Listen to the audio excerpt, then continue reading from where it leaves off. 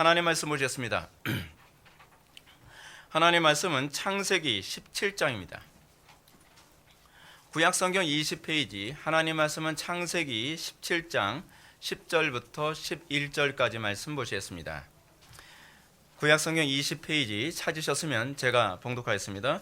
너희 중 남자는 다 할례를 받으라. 이것이 나와 너희와 너희 후손에게 지킬 내 언약이라. 너희는 포피를 베어라. 이것이 나와 너희 사이의 언약의 표징이니라. 아멘. 이 시간은 용어 정리 첫 번째 강의가 되겠습니다. 표징이라는 제목으로 하나님 말씀 증거하도록 하겠습니다. 표징. 이번 달부터 용어 강해를 시작합니다. 한 달에 한 번씩 용어 강해를 하고요. 그리고 사도행전 강해는 계속적으로 진행해 나갑니다. 계속 진행해 나가면서 한 달에 한 번씩 우리가 흔히 알고 있다고 생각하는, 그러나 제대로 알고 있지 않은 또는 잘못 알고 있는 신앙의 교리 또는 신학의 그 용어를 좀 정리해 가면서 우리가 좀 신학의 체계를 좀 잡고자 합니다. 실질적으로 조직신학을 공부할 때도 조직신학에서는 용어 하나를 다루면서 그 용어를 정리하면서 신학의 체계를 잡아갑니다. 존 머레이의 구속사라고 하는 책을 보게 되면 거기서 다루는 이 챕터를 이렇게 목차를 보게 되면 그 목차가 단어입니다. 단어. 예를 들어서 칭의 또는 뭡니까? 죄 사함, 속죄 이런 단어 하나하나에 대한 정의. 이 단어에 대한 정의가 분명하게 이루어져야 그 다음에 이 문장에 대한 이해가 분명하게 이해되어지게 됩니다. 근데 문제는 우리가 문장을 수도 없이 듣는데 그 단어 하나를 자기가 이해한 방식대로 그 문장을 듣게 되면 우리는 그 문장을 다르게 이해하게 됩니다. 그러다 보니까 우리가 아무리 설교를 듣거나 아무리 우리가 교리를 배워도 신학의 어떤 신앙의 진보가 나타나지 않는 것은 사실은 이 용어 정리가 더 급선무라고 하는 것을 우리들에게 던져주는 어떤 메시지가 아닌가 하는 생각이 듭니다. 오늘 우리는 표징이라는 단어를 살펴보게 됩니다. 우리는 과연 무엇으로 하나님의 언약에 참여했다는 것을 확신할 수 있나요? 이 질문하면 대부분 사람들은 이렇게 흔히 대답을 합니다. 믿음으로 라고 얘기합니다. 우리가 믿음으로 우리가 하나님의 언약에 참여하는 것을 확신한다. 이렇게 대답하는 사람에게 전 또 이렇게 질문을 던지게 됩니다. 그러면 과연 무엇을 믿는 믿음으로 우리는 그것을 확신할 수 있는가? 믿음의 내용이 무엇인가에 대한 질문을 던지게 됩니다. 상당수의 신자들은 또 이런 질문을 받으면 이렇게 대답을 합니다. 거의 반사적으로 대답을 하죠. 구원의 확신을 믿는 믿음이라고 대답합니다. 제가 구원의 확신이 있거든요. 그렇기 때문에 저는 하나님의 언약에 참여했다고 생각합니다. 분명한 사실은 구원의 확신은 믿음의 대상이 아닙니다. 근데 많은 사람들이 구원의 확신을 마치 믿음의 대상처럼 여기고, 그리고 구원의 확신이 없으면 구원을 못 받을 것처럼 생각을 합니다. 그러나 분명한 사실은 구원의 확신이 있든 없든 그것과 관계없이 구원받은 사람은 구원을 받게 되어 있습니다. 이미 받은 구원이 취소되지도 않습니다. 만약 구원의 확신을 갖지 못하면 구원을 못 받는다고 주장한다면 이건 알미니안주의적인 논리를 제시하고 있는 겁니다. 왜냐하면 구원의 확신 자체가 구원의 조건이 되고 있기 때문에 그런 것이죠. 그뿐만 아니라 구원의 확신을 믿는 것으로 구원을 확신한다면 이거 자체가 순환 논리가 되고 맙니다. 이 순환 논리를 여러분 사실은 신학이 아닙니다. 이 순환 논리를 프란시스 쉐이퍼는 뭐라고 얘기하냐면 현대 신학이라고 얘기하고 있습니다. 근데 현대 신학적 개념으로 우리의 신앙에 확신을 갖고 있는 것. 근데 이것이 현대 신학에서 나온 거라는 것조차도 인식을 못 하고 있습니다. 쉐퍼는 이렇게 얘기합니다. 현대인의 신앙은 실제로 존재하고 있는 객관적 대상을 향하고 있다기보다는 신앙에 대한 신앙이라고 말할 수 있다. 여러분 웃기지 않습니까? 신앙에 대한 신앙이에요. 신앙이라는 것은 객관적인 대상에 대한 신앙이어야 합니다. 근데 내가 신앙을 갖고 있다는 것에 대한 신앙이 나의 신앙이라고 얘기하는 거예요. 이것이 바로 쉐퍼가 지적하는 현대 신학의 전형적 특징 중에 하나라고 우리들에게 얘기해주고 있습니다. 만약 우리가 쉐퍼의 지적처럼 자신이 하나님의 언약 백성 되었음을 확신하는 근거가 자기 신앙에 대한 신앙이라면 과연 무엇을 믿는 믿음으로 확신하는지 대답해야만 합니다. 아마도 대부분의 사람들은 예수님의 십자가의 죽으심과 부활을 믿기 때문이라고 또 얘기할 것입니다. 여러분, 이렇게 얘기한다고 해서 이 문제가 쉽게 해결되는 것은 아닙니다. 이렇게 대답하는 사람들에게 자신이 예수님의 십자가 죽으심과 부활을 진정으로 믿고 있는 것인지 아닌지에 대해서 사실은 입증해야만 합니다. 왜냐하면 상당수의 사람들이 믿음과 자기 확신 또는 세뇌를 구분하고 있지 못하고 있기 때문에 그렇습니다. 내가 예수 그리스도의 죽으심과 부활을 믿는다. 근데 그것이 정말 믿는 것인지, 그렇지 않으면 세뇌된 것인지, 또는 믿고 있다고 착각하는 것인지, 그렇지 않으면 로이드 존스 목사님이 로마서 10장 강의에서 얘기하는 것처럼 소위 이것이 지적 수용인지, 우리는 이 부분에 대해서 분명한 검증이 필요합니다. 아마도 상당수의 사람들은 하나님의 심판대 앞에서 이런 질문을 받을지도 모르겠습니다. 내가 줄일 때 너희가 먹을 것을 주지 아니하였고, 목마를 때 마시게 하지 아니하였고, 나그네 되었을 때 영접하지 아니하였고, 헐벗었을 때에 옷 입히지 아니하였고, 병들었을 때와 옥에 갇혔을 때에 돌보지 아니하였느니라 라고 하는 선언을 들을지도 모르겠어요. 그런데 아마 수많은 사람들이 내가 믿음이 있노라 라고 착각하는 수많은 사람들이 이렇게 반응하게 될 것입니다. 주여, 우리가 어느 때에 주께서 줄이신 것이나 목마른 것이나 나그네 되신 것이나 헐벗은 것이나 병드신 것이나 옥에 갇히신 것을 보고 공양하지 아니하더이까. 여러분, 심판대 앞에서 이렇게 딴소리하면 큰일 납니다. 돌이킬 기회가 없어요. 성경은 신자들이 이런 낭패를 당하지 않도록 이 땅에서 구원을 확신하도록 주신 장치들로 가득합니다. 그 가운데 하나가 무엇이냐면 바로 표징이라는 것입니다. 표징이라는 단어는 주로 성례와 관련해서 언급되어지는 단어입니다. 그래서 성례학을 공부할 때에 주로 나오는 얘기가 표와 인이라는 얘기가 자꾸 나옵니다. 이 성례는 사실 표징이거든요. 표징. 이 표징이라는 단어는 히브리어로 오트라고 하고요. 그리고 헬라어로는 뭐로 언급되냐면 세메이온이라고 이렇게 언급되어 있습니다. 왜 히브리어와 헬라어 단어를 제가 굳이 언급해야 되냐면 이 단어가 구약 성경이나 신약 성경에서 이 다양하게 번역이 돼서 이 단어가 그 단어를 의미하는지 이해하기 어려울 때가 많이 있거든요. 그래서 이 부분을 영어 성경으로는 아주 심플하게 번역을 했는데 사인이라고 다 번역을 했습니다. 그러니까 NIV 성경이나 킹 제임스 버전을 여러분들 보시게 되면 거기 사인이라고 번역된 단어는 바로 이게 오트라든지 그래서 세메이온을 번역한 거라고 보시면 됩니다. 근데 우리 한글 성경에서는 뭐 표징으로도 번역을 하고요, 또 징조로도 번역이 됐고 표적 또는 뭐 다양한 방식으로 이렇게 언급되어 있어서 이 단어가 그 단어인지를 헬라어나 히브리어 성경을 모르는 사람들은 예측하기가 어렵게 돼버리고 말았습니다. 그러면 이제 이 표징이 어찌하여 우리가 하나님의 백성됨을 확신할 수 있는 근거로 주어진 것인가? 우리는 이 부분에 대해서 좀 고민해 봐야만 하겠습니다. 표징이라는 단어가 사용된 가장 중요한 사건은 창세기 17장, 오늘 우리가 보고 있는 이 본문에서 우리는 먼저 살펴봐야만 합니다. 여기 이 할례 사건이 나오게 됩니다. 하나님은 아브라함과 언약을 하시고 언약을 하는 장면이 이제 두 번 나오는데, 하나는 창세기 15장에서 나오고 그리고 창세기 17장에서 언약하는 장면이 나오죠. 그리고 그 언약을 하시고 나서 그 언약의 그 표징을 요구하면서 그 할례를 요구합니다. 너희 중 남자는 다 할례를 받으라. 이것이 나와 너희와 너희 후손 사이에 지킬 내 언약이니라. 너희는 포피를 배워라. 이것이 나와 너희 사이의 언약의 표징이니라. 이 할례는 뭐가 되는 겁니까? 언약이면서 또한 표징이라고 얘기합니다. 여기서 하나님께서 아브라함에게 맺은 언약을 잘 이해해야만 합니다. 바르게 이해할 때 언약의 표와 인으로서 받은 세례를 이제 바르게 이해할 수 있게 됩니다. 이것을 제대로 이해하지 못하면 성례를 제대로 이해할 수가 없어요.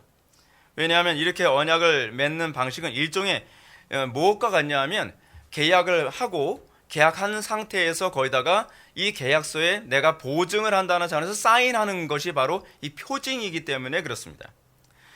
그래서 NIV 성경이나 그 영어 성경에서는 이 표징을 뭐로 번역을 했다고요? 사인, 시그너처로 번역을 한 거예요. 어떤 일이 딱 있으면 거기다 맨 마지막에 사인을 딱 해서 이 문서를 보증을 해주는 거죠. 그렇죠? 이 부분을 바르게 이해할 때 우리는 비로소 구속사에서 경륜적 삼위일체 가운데에 성령께서 택한 백성들에게 구원을 적용하시는 방식을 이해할 수 있게 됩니다. 성부 하나님은 뭐 하시죠? 구원을 작정하시죠. 성자 하나님은 구원을 어떻게 하시죠? 완성하시죠. 그럼 성령 하나님이 구원을 적용하시잖아요. 근데 문제는 뭐냐면 성부 하나님의 작정, 객관적이죠. 성자 예수님의 역사적인 죽으심과 부활, 이 구속사역의 완성, 객관적이에요. 근데 성령의 적용은 주관적이란 말이에요. 근데 이 주관적인 성령의 적용이 나에게 일어난 일이라는 걸 우리가 무엇으로 확증하냔 말이에요. 우리는 그것을 확증할 때 비로소 구원의 확신을 얻게 되는 거죠. 내가 하나님의 언약에 참여했다는 것을 우리가 확신할 수 있게 되는 것 아니겠습니까? 이것과 관련을 맺어서 우리에게 주신 것이 바로 표징입니다. 하나님께서는 아브라함에게 언약만 하지 아니하시고 그 언약에 대한 표징을 주심으로써 이 언약이 너의 것이야 라고 얘기하고 있는 것이죠. 바꿔서 얘기하면 이 언약을 했는데 이 할례에 참여하지 않으면 이 언약은 객관적으로는 존재할지 모르나 그 언약이 나하고는 관계가 없는 게 돼버리고 맙니다. 마치 하나님과 사람 사이에 계약을 맺고 그 계약이 다른 사람의 계약이 아니라 바로 나와 맺은 계약이라는 것을 계약서에 기록하고 그의 이름에 서명을 남기는 것과 같습니다. 여러분, 아무리 좋은 계약이 있어도 그 계약서에 내 이름이 없으면 나하고 상관없는 거잖아요. 그렇죠? 좋은 계약서가 있다고 해서 그거 가지고 너무 은혜가 됩니다. 은혜가 되죠. 은혜가 돼요. 근데 문제는 뭐냐면 그 계약이 나하고 관계가 없으면 아무리 은혜가 돼도 나에겐 구원이 발생하질 않아요. 이 말을 이해하기 쉽게 하기 위해서 아브라함 사건을 살펴봅시다. 하나님은 아브라함과 언약을 맺으셨습니다. 그리고 그 언약의 표징으로 할례를 요구하고 계십니다. 이 말은 아브라함과 맺은 언약이 특정한 개인과 직접적인 효력 관계를 맺고 있다는 것을 할례를 통해 증명해 줍니다. 그래서 할례를 안 받으면 뭐라고 얘기합니까? 이 할례를 안 받은 자는 나와 관계가 없느니라 라고 선언하고 있는 것입니다. 언약은 여전히 존재하지만 그 사인을 안 받으면, 그 사인을 믿음으로 내가 받아들이지 않으면 나는 그 계약과 관계가 없다는 것입니다. 근데 신약에서 사도 바울이 이런 얘기합니다. 오직 이면적 유대인이 아니요 할례는 마음에 할지니 영에 있고 율법 조문에 있지 아니하니라. 바울은 뭐라 했냐면 이 할례하는 것도 아무 소용없다고 얘기합니다. 할례를 했다고 해서 네가 그 언약에 참여했다라고 볼 수 없다고 얘기하는 거예요. 바울은 이 할례가 진정으로 얘기하는 바는 더 본질적인 것, 마음의 할례에 대한 그림자라고 이렇게 설명해 주고 있습니다. 좀 더 쉽게 말해서 육체 할례는 하나님과의 관계에서 진짜 구원의 효력을 발생하는 그 서명이 아니라는 겁니다. 그러면 하나님과의 관계에서 진짜 구원의 효력을 발생하는 그 진짜 그 서명은 뭐라는 거예요?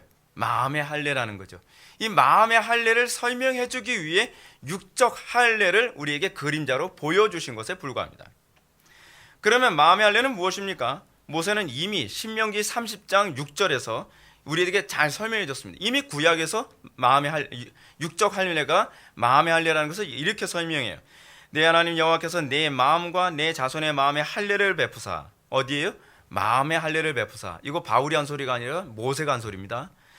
너로 마음을 다하며 뜻을 다하여 내 하나님 여호와를 사랑하게 하사 너로 생명을 얻게 하실 것이며 라고 얘기하고 있습니다. 그러면 진정한 이 할례란 무엇인가? 마음의 할례란 무엇인가? 우리가 마음을 다하며 뜻을 다하여 내 하나님 여호와를 사랑하는 것. 이 사랑하게 됐을 때에 우리가 어디에 참여했다는 거예요? 이 아브라함의 언약에 진정으로 참여한 영적 이스라엘, 영적 아브라함의 자손이라고 얘기할 수 있다는 것입니다. 이렇게 마음의 할례를 받은 사람만이 참으로 영적 아브라함의 자손이요 참 이스라엘이라고 얘기할 수 있죠. 이 사람만이 하나님의 언약 백성입니다. 이 표징은 하나님께서 택한 백성들의 심령에만 준 언약의 보증의 서명이에요. 이 언약의 보증이 서명이 있는 사람만이 구원을 확신할 수 있습니다. 이 보증의 서명이 없는데 확신하는 것은 가짜입니다. 여기서 율법의 대강령은 십계명의 요약이라는 것을 기억하십시오. 지금 하나님께서 모세의 입을 통해서 뭐라고 얘기합니까? 마음의 할례를 뭐라고 얘기하고 있다고요? 이 마음을 다하고 뜻을 다해서 주 너의 하나님을 사랑하는 것, 생명 다해서 사랑하는 것, 힘을 다해서 사랑하는 것, 이렇게 얘기하고 있어요. 근데 이게 율법의 대강령이거든요. 근데 율법이 뭡니까? 율법이요. 율법은 다른 말로 또 십계명으로 요약이 됩니다. 십계명 그 자체가 하나님께서 이스라엘 백성들에게 너희들은 내 백성이야 라고서 하나님께서 그들을 선언하시고 표징으로 주신 게 사실은 율법입니다. 마음의 할례와 율법이 또 연결이 됩니다. 그래서 이 율법이 우리의 마음에 새겨짐으로써 우리의 마음속에 비로소 하나님의 사인이 있다는 거예요. 그래서 다른 것은 떠나서 율법만은 하나님이 직접 손으로 쓰신 거예요. 왜 하나님께서 직접 율법만은 손으로 쓰셨느냐? 그것이 하나님의 사인이기 때문에 그렇습니다. 표징이에요. 너의 마음속에 이 율법이 새겨져 있지 않으면 너와 나와의 이 언약은 아무 관계가 없어 라고 얘기하는 것입니다. 시내산에서 하나님은 두 돌판에 자신이 친히 손으로 서명을 하심으로 이스라엘 백성이 언약 백성임을 보증하십니다. 그러니까 십계명은 단순히 내용만 기록했다는 것만이 아니라 그 내용을 하나님께서 직접 쓰셨다는 데에도 아주 중요한 의의가 있습니다. 그러나 이 보증도 참 언약의 그림자에 불과하죠. 이 보증은 이스라엘 백성들 각자에게 적용되지 않으면 그건 이스라엘 백성이 하나님과 또한 관계가 없습니다. 하나님께서 아브라함에게 할례의 언약을 주실 때에 내 언약이 너희 살에 있어 영원한 언약이 되리라 라고 말씀하신 것처럼 이 언약은 살에 나타나야만 합니다. 여러분, 이 살에 나타난다는 얘기가 무슨 뜻입니까? 이 말은 삶 속에서 이 라이프 스타일로 나타나야만 한다는 얘기입니다. 이것은 아브라함에게만 해당되는 것이 아니라 모든 시대, 모든 교회에게 해당하는, 그렇기 때문에 영원한 언약이라고 선언하고 있는 것이죠. 이 언약에 대해서 예레미야는 마음의 할례를 뭐라고 얘기하고 있냐면 새 언약이라고 얘기합니다. 여러분들이 제가 자주 언급하는 것처럼 예레미야서 31장 31절 말씀을 보면 이 마음의 돌판에 새기는 것, 마음의 돌판에 주의 율법이 각인되어지는 것을 예레미야는 새 언약이라고 예언을 했습니다. 다시 말해서 언약의 표징을 본성에 기록하여 그들의 다시 얘기한다면 그들의 삶에 드러나게 하셔서 구원을 보증해 주시겠다고 얘기하는 것입니다. 이런 차원에서 여러분, 구원의 확신의 보증은 무엇입니까? 표징은 뭐예요? 성화예요. 성화. 전통적으로 우리 개혁교회가 항상 얘기하는 것처럼, 조지 필드도 그렇게 얘기했던 것처럼 성화야말로 우리가 구원을 받은 하나님의 백성으로서의 표징입니다. 내가 하나님의 언약 백성임을 입증하는 건 입으로 얘기하는 것으로 입증하는 게 아니에요. 다른 방법이 없어요.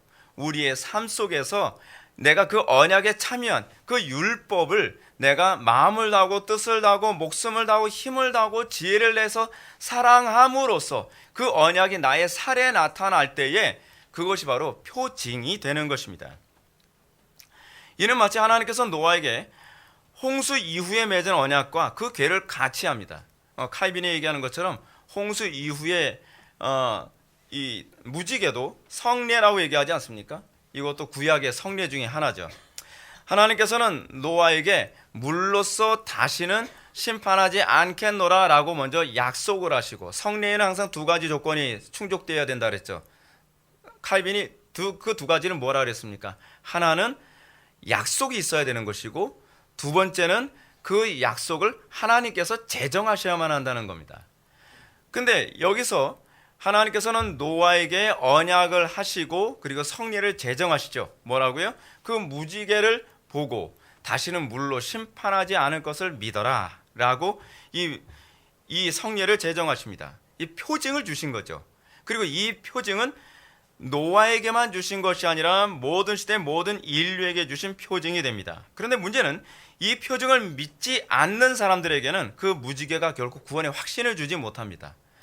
그러니까 이 무지개를 맨날 보면서도 그 사람들이 창세기 11장에 가서 뭘 합니까? 바벨탑을 건축하죠. 바벨탑이 뭐라 그랬습니까? 물로써 하나님께서 심판하실 것을 사람들이 대비하기 위해 이 소위 벽돌을 구워서 방수벽을 쌓은 것이라고 얘기하지 않았습니까? 그러니까 그들에게 구원의 확신을 주지 못해요. 구원의 확신은 그 표징을 믿음으로 받아들인 사람들에게만 구원의 확신을 주는 것입니다. 신약에서 성례는 구원의 표징으로 주어진 것입니다. 이 말은 성례가 구원을 받기 위한 조건이란 뜻이 아닙니다. 또 구원을 받은 사람들만 받아야 한다는 것을 의미하지도 않습니다. 이는 마치 마음의 할례를 받았는지 여부와 관계없이 하나님의 언약에 참여했던 이스라엘 백성들하고 똑같습니다. 앞에서 언급한 것처럼 할례나 십계명은 단지 표징에 불과합니다. 표징. 이 표징을 믿음으로 받아서 그 표징이 개인의 삶, 다시는 살에 나타나면 그 언약이 내 언약이 되지만 그 언약이 나의 살에 나타나지 않으면 이 언약이라고 하는 객관적인 사실은 존재하지만 그 언약하고 나하고는 아무 관계가 없는 것이 되는 것입니다. 여기서 중요한 점은 세례와 성찬이 설명하는 표징이 살에 나타나지 않는다면 그는 아직도 하나님의 언약과 아무 관계가 없다는 얘기입니다. 하나님의 언약 안에 들어간 사람이라면 그는 하나님을 마음과 뜻과 생명과 지혜를 다해서 사랑함이 자기 삶 속에서 삶 속에 이 라이프에 나타나야만 합니다. 그것이 바로 마음에 할례 받은 것이죠. 또 죄쓰심이 나타나야만 합니다. 그리고 세상의 원리로 살아가는 것이 아니라 하나님의 말씀으로만 살아감. 우리가 성찬 때 빵을 떼는 것이 그거 아닙니까?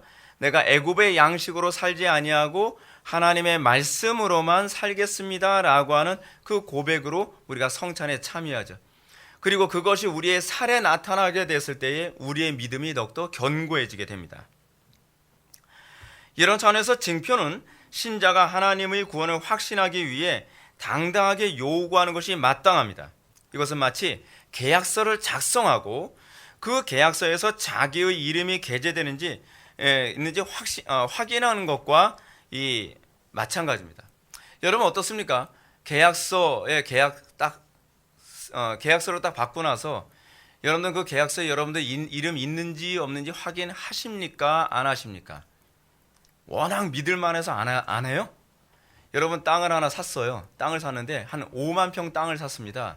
땅을 샀는데 너무나 흥분했어요. 와, 이렇게 은혜로울 수가.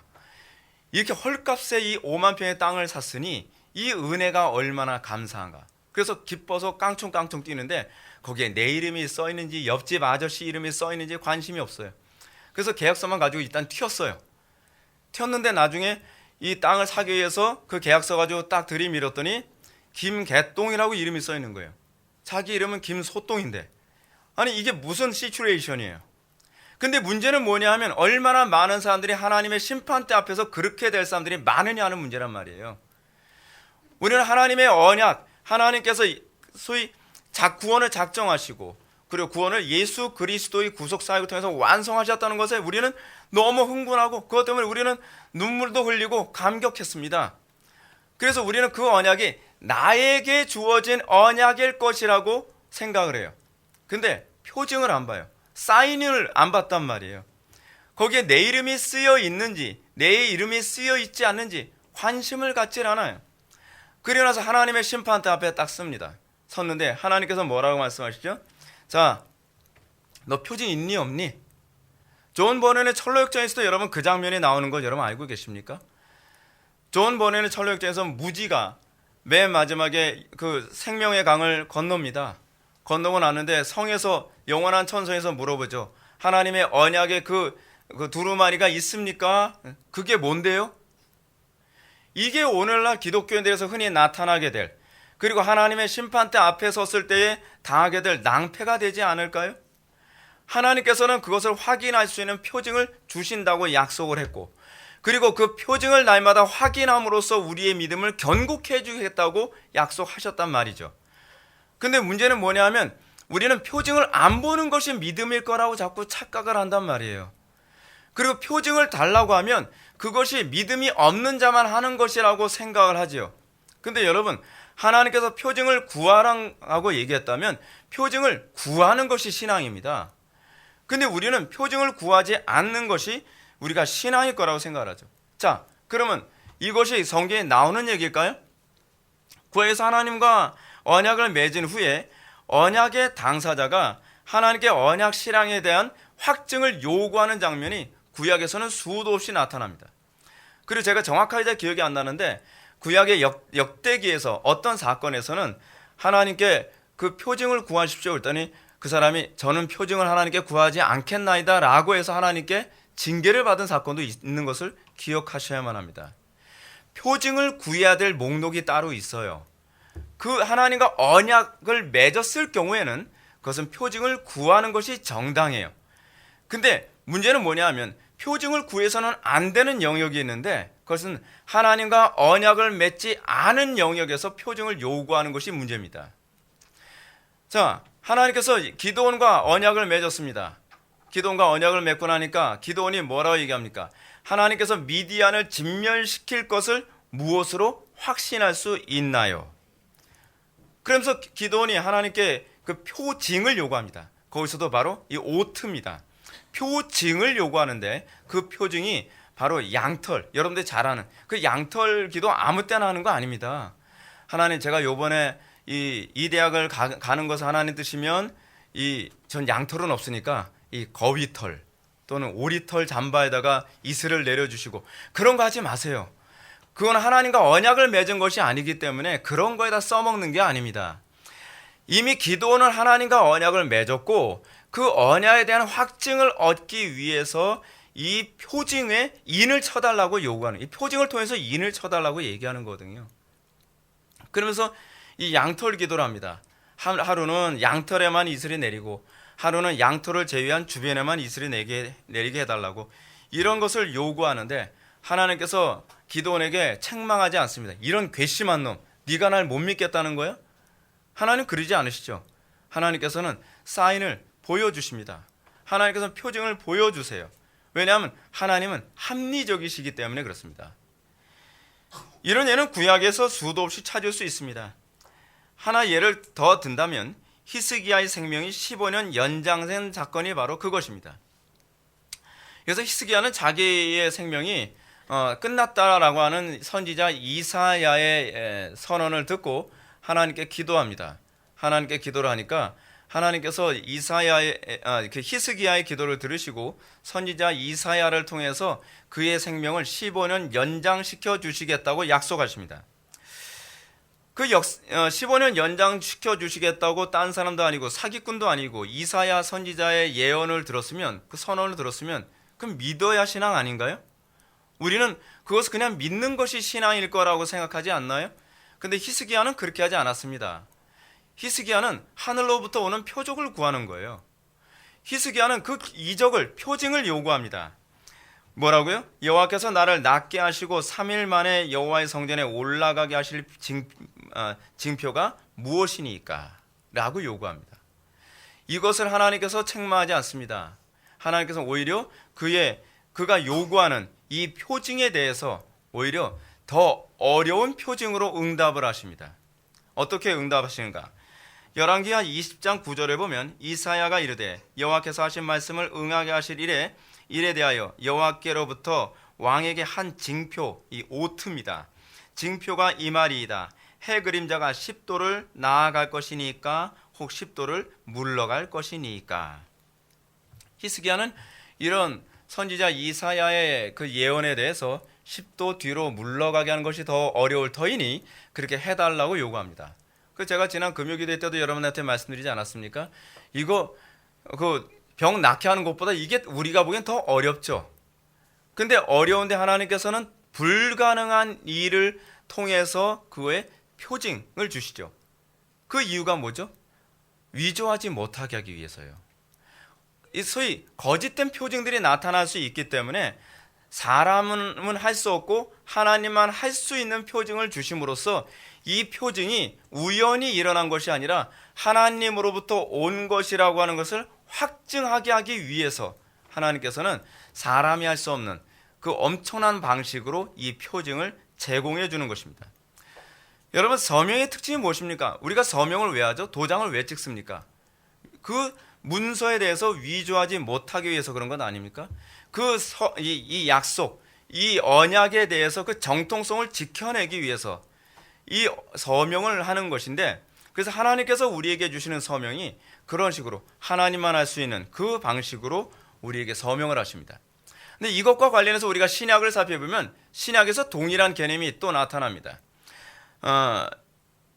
여러분들이 잘 알고 있는 것처럼 이 부자 청년이 예수님께 와서 뭘 요구합니까? 주여, 내가 영생을 얻으려면 어떻게 해야 됩니까? 뭐 이런 질문을 합니다. 근데 예수님께서 굉장히 황당한 요구를 하니까 뭐요? 네 재산을 다 팔아 이웃과 나누고 너는 나를 따르라 라고 하니까 부자 청년이 어렸을 때서부터 율법을 다 지켰다라고 하는 경건한 부자 청년임에도 불구하고 근심하며 예수님 곁을 떠납니다. 그러니까 예수님은 그 부자 청년을 보내고 난 다음에 제자들에게 이렇게 말씀하십니다. 낙타가 바늘귀로 들어가는 것이 부자가 하나님 나라에 들어가는 것보다 쉬우니라. 불가능하다는 얘기죠. 뭐 쉽게 얘기해서요. 이런 말을 듣고 놀란 제자들이 이렇게 예수님께 묻습니다. 그렇다면 누가 구원을 얻을 수 있으리까? 예수님이 대답하십니다. 사람으로는 할 수 없으나 하나님은 할 수 있느니라. 이 말이 의미하는 바가 무엇입니까? 사람이 할 수 없고 하나님만 할 수 있는 다른 변화. 마음의 할례죠. 마음의 할례는 여러분 교육으로 안 됩니다. 여러분 교육으로 기독교인을 만들 수 있다고 얘기하는 거 잘못 생각하는 겁니다. 훈련으로 기독교인 되지 않습니다. 프로그램으로 기독교인을 생산해낼 수가 없습니다. 기독교인을 생산하는 건 하나님께서 거듭나게 하셔야만 가능합니다. 변화된 사람만이 기독교인입니다. 우리가 변화되지 않고 기독교인이라고 얘기하는 거 이거 굉장히 잘못 가고 있는 것입니다. 오늘날 세례만 받으면 그 기독교인이라 자꾸 쳐줘요. 교회 오래만 다니면 기독교인이라고 자꾸 쳐준단 말이에요. 그에게 그리스도인의 아무런 표징도 없는데, 그래서 여러분 디모데에게 뭐라 얘기합니까? 참된 집사의 직분의 자격 중에 하나가 뭐예요? 믿음의 비밀이 있는 자. 그럼 믿음의 비밀이 뭐예요? 표징이죠. 표징. 사실은 표징을 은근히 내포하고 있는 것입니다. 사람이 할 수 없고 하나님만 할 수 있는 변화는 바로 마음의 할례요. 옛사람이 죽고 새 사람으로 다시 태어나는 것, 그리고 또 영생의 삶에 참여하는 것, 이것이 바로 언약의 표징입니다. 이런 사실을 잘 보여주는 사건이 바로 삭개오의 구원 사건입니다. 삭개오는 우리가 잘 아는 것처럼 부자 청년하고는 대조적으로 일평생 자기만을 위해서 살았던 사람입니다. 나의 행복을 위해서 다른 사람의 것을 착취하고 빼앗고 남이 피눈물을 흘리든 남이 탄식을 하든 관계없이 내 배만 두드리고 잘 먹고 잘 살면 그만이라고 생각하는 사람이 바로 삭개오였습니다. 그가 예수님을 영접했습니다. 그러니까 예수님을 영접하고 나서 성령으로 거듭나게 되었습니다. 그러자 그의 입에서는 이렇게 믿음을 고백합니다. 주여 보시옵소서, 내 소유의 절반을 가난한 자들에게 주겠사오며 만일 누구의 것을 속여 빼앗은 일이 있으면 네 갑절이나 갚겠나이다. 아유, 물 한 잔 마셔야 되겠어요. 여러분, 이 고백이 의미하는 바가 무엇입니까? 언약의 표징입니다. 언약의 표징. 여러분, 삭개오에서 이런 고백이 나올 수가 없는 사람입니다. 근데 그가 뭐라고 얘기합니까? 자기 재산을 다 팔아 이웃과 나누고 그리고 남에게 토색한 것에 4배를 갚겠나이다. 그 무슨 얘기죠? 파산을 선언하는 거죠. 한마디로 얘기하면 그냥 부자 청년에게 얘기했던 대로 내 재산을 다 팔아 이웃과 나누고 예수님을 따르겠다는 얘기입니다. 자, 여러분, 이 삭개오가 이 언약이 살에 나타나자, 이 언약이 그의 고백에 나타나자 비로소 예수님께서 삭개오를 향해서 이런 선언을 하십니다. 오늘 구원이 이 집에 이르렀으니 이 사람도 아브라함의 자손이미로다. 예수님이 이 상황에서 말씀하신 이유는 뭐냐면 이것이 표징이라는 것을 우리들에게 설명해 주고 있는 겁니다. 흥미로운 사실은 이 삭개오 사건이 누가복음에서요, 바로 부자 청년 사건 다음에 나옵니다. 일부러 누가는 이 부분을 나란히 연결을 시켜서 이 사건과 이 사건의 연계성을 우리들에게 전달해 주고 있습니다. 뭐라고요? 예수님께서 말씀하셨던 것, 무릇 사람은 할 수 없으나 하나님은 하실 수 있느니라 라고 하는 것을, 소위 사람의 힘으로 영생에 참여하려고 했던 부자 청년의 모습, 이 율법으로 영생에 참여하려고 했던 부자 청년의 이 불가능함과 하나님의 은혜로 영생에 참여하는 이 삭개오의 모습을 대조를 함으로써 하나님의 언약에 참여한 사람에게 어떻게 표징이 나타나는가를 그대로 설명해 주겠습니다. 마지막으로 우리는 모세가 나와 주의 백성이 주의 목전에 은총을 입은 줄 무엇으로 알릴까라고 한 이 부분을 좀 살펴볼 필요성이 있습니다. 출애굽기 33장 16절 말씀을 보면 모세가 이렇게 얘기합니다. 나와 주의 백성이 주의 목전에 은총을 입은 줄을 무엇으로 알릴까라고 질문한 후에 주께서 우리와 함께 행하심으로 나와 주의 백성을 천하 만민 중에 구별하심이 아니니까라고 대답한 장면을 보게 됩니다. 모세는 언약 백성이 하나님과 동행하고 주의 목전에 은총을 입은 표징이 무엇이라고 얘기하고 있냐 하면 천하 만민 중에 구별됨이라고 얘기하고 있습니다. 모세는 신비한 체험이나 은사 또는 이적을 행하는 것이 하나님의 언약 백성의 표징이라고 얘기하고 있지 않습니다. 사람은 할 수 없고 하나님만 할 수 있다라고 하면 사람들이 자꾸 뭘 떠올리죠? 기사와 이적, 뭐 능력 행하는 거, 뭐 장풍 쏘는 거, 자꾸 이런 걸 연결합니다. 근데 모세는 그걸 얘기하지 않습니다. 왜요? 그런 거짓된 표적은 마귀도 흉내를 내거든요. 그럼 위조가 가능하다는 얘기예요. 위조할 수 없는 표징이 있는데 그거는 구별됨이에요. 거룩이라는 것이죠. 마태복음 7장에서 언급하고 있는 것처럼 주의 이름으로 귀신을 쫓고 능력 대하고 병을 고치는 것이 하나님의 백성의 표징은 아닙니다. 도리어 주님은 그 사람들 향해서 뭐라 얘기합니까? 내가 너희를 도무지 알지 못하니 불법을 행하는 자들아 내게서 떠나가라 라고 얘기하는 것을 보게 됩니다. 이제 말씀을 정리하겠습니다. 우리는 날마다 사람으로는 할 수 없으나 하나님으로는 다 하실 수 있는 그런 거룩이 나타나고 있는지를 점검해 봐야만 합니다. 우리가 하나님의 언약에 참여한 존재인가? 내가 구원받은 하나님의 백성인가? 라고 하는 것을 확인하려면 다른 것 아닙니다. 우리에게서 표징을 찾는 것이어야만 합니다. 그러면 그 표징이 무엇인가? 그 표징은 구별됨입니다. 그 표징은 하나님을 사랑하느냐에 관한 문제입니다. 내가 마음을 다하고 뜻을 다하고 목숨을 다하고 힘을 다하고 지혜를 다해서 주 너의 하나님을 사랑하라는 것이 이것이 바로 모세가 얘기하는 마음의 할례의 개념입니다. 우리의 마음속에 하나님을 이전과 다르게 사랑하게 됐는지를 우리가 살펴봐야만 합니다. 삭개오에게 이 표징이 나타났습니다. 삭개오는 예전엔 재물을 마음을 다하고 뜻을 다하고 목숨을 다하고 힘을 다해서 사랑했던 사람이었습니다. 근데 그가 예수님을 영접하고 나서 그가 하나님의 언약에 참여한 표징이 나타났는데 그 표징은 그에게서 이제 하나님을 생명 다해 온맘 다해 지혜를 다해서 사랑하게 됨이 그에게 나타났음을 보게 됩니다. 우리는 우리에게 이 표징이 나타나는지 안 나타나는지를 확인하고 날마다 그 증거를 요구해야 될 필요성이 있습니다. 하나님께 내가 그 언약에 참여한 표징을 보여주십시오 라고 여러분들이 구한다고 해서 절대로 책망하지 않습니다. 만약에 이런 하나님의 표징이 선명하게 나타나지 않는다면 당돌하게 하나님께 표징을 구하여야 합니다. 아브라함도 하나님의 언약을 받았을 때에 주 여호와여 내가 이 땅을 소유로 받을 것을 무엇으로 알리까? 하나님의 언약에 대해서 그 언약의 표징을 달라고 요구했던 것을 보게 됩니다. 여러분들이 날마다 삶 속에서 그 하나님의 언약에 참여한 표징을 추구하고 그것을 추구하는 방식을 구하고 찾고 두드리는 것으로 예수님께서 가르치셨습니다. 하물며 하늘에 계신 천부께서 너에게 성령을 선물로 주시지 아니하겠느냐라고 하는 것은 바로 표징을 주시겠다는 얘기입니다. 여러분들의 삶 속에서 날마다 하나님의 언약의 표징을 구하고 찾고 두드리십시오. 그럼 하나님께서는 여러분들에게 그의 합당한 은혜를 부어주실 것을 믿으시기 바랍니다. 기도하시겠습니다. 사랑이 많으신 하나님, 우리가 오늘 이 시간 신앙의 표징이 무엇인지에 대해서 살펴보았습니다. 날마다 우리가 아무 생각 없이 신앙생활하는 것이 아니라 진정으로 하나님과 우리가 동행하는 그 표징이 무엇인지, 우리의 삶 속에서 내가 하나님의 언약에 참여한 증거가 무엇인지를 그 표징을 찾는 그 진지함 우리가 소유하게 하여 주옵소서.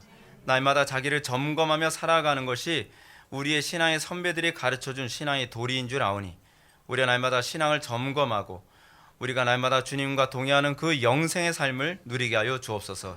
예수님의 거룩하신 이름으로 기도 올려옵나이다. 아멘.